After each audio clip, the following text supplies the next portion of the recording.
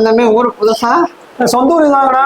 வேலை விஷயமா வெளியூர் போயிருந்தேன். சரி. திருப்பி இங்க தொழில் ஆரம்பிக்கலான்னு இந்த ஊருக்கே வந்துட்டாங்க. ஆமா தம்பி, இப்பெல்லாம் ரொம்ப தொழில் வளம் ஆகி போச்சு. முதல்ல எல்லாம் வெறும் காடா கிடந்தது. நம்ம வீடு ஒரு வீடு மட்டும்தான் இருக்கும். இப்ப கடை பாருங்க, ஹோட்டலு, டீ கடை, அது இதுன்னு என்னென்னமோ வந்துருச்சு. அது பாருங்க, இந்த ஹோட்டல் வந்து புதுசா ஆமா ஆமா. அந்த ஹோட்டல் போய் சாப்பிட்டேன் தம்பி ஒரு நாள்.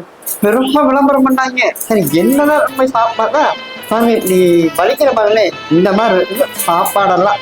என்னத்த சொல்ல, பாத்துறேன் பாருங்க தம்பி, எல்லாம் சரியா பண்ண மாட்டானு தம்பி. என்ன பண்றது? சாப்பாடு நல்லா பண்ணணும்.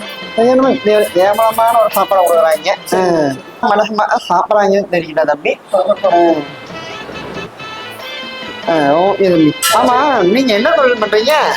இப்போ ஒரு ஹோட்டல்ல திட்டிருந்தீங்களா? ஆமா. என்னோட ஐயோ, என்ன தம்பி முன்னாடியே சொல்லியிருந்தா கொஞ்சமா திட்டிருப்பேன்ல. கழுத்துல கட்டி வச்சிருந்தீங்க. நம்ம எல்லாம் சொல்ல போய் எமோஷன் ஆயிட்டீங்க. இந்தாங்க கிளம்புறேன்.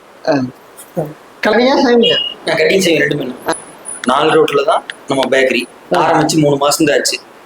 ஏதோ டீயும் பப்ஸும் முன்ன பின்ன இருந்தா கொஞ்சம் அட்ஜஸ்ட் பண்ணிக்கங்க. அடுத்த டைம் நீங்க வரும்போது எல்லாம் சூடா போட்டு டீ தண்ணியாட்ட போடாம எல்லாம் ஸ்ட்ராங்கா போட்டு தரேன். ஓகே? இதெல்லாம் ஏன்னு சொல்றீங்க?